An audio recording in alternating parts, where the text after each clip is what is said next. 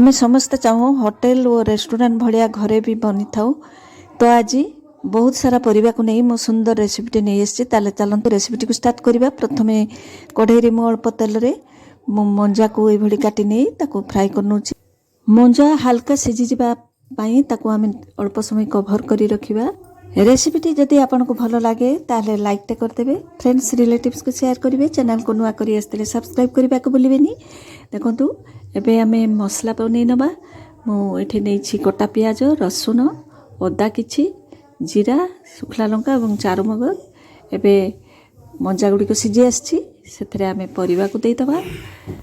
से बैगण, पटल, आलू, फूलकोबी जहाँ आपण घरे परिवा थी सब देवे। से गोटे चामच लुण, गोटे चामच हलदी दे भलसे मिक्स करने और किछि समय सीझापी देवी।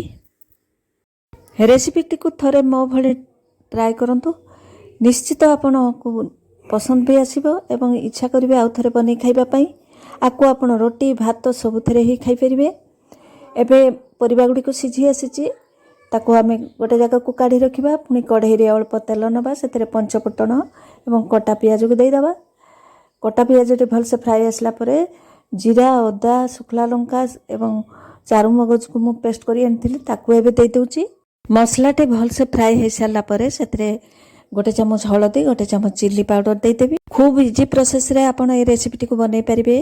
घंटा घंटा धरी छिड़ा हवा पई पड़िबनी। आपण आको रोटी भात सबुथरे ही खाई परिबे।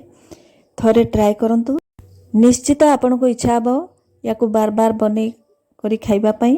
आपण आको एई भली सुखला सुखला भी खाई परिबे, नचेत अल्प पानी देई मध्य को बनै परिबे। मु एथिरे किंतु अल्प पानी दउ, आपण आपणको हिसाब रे देबे।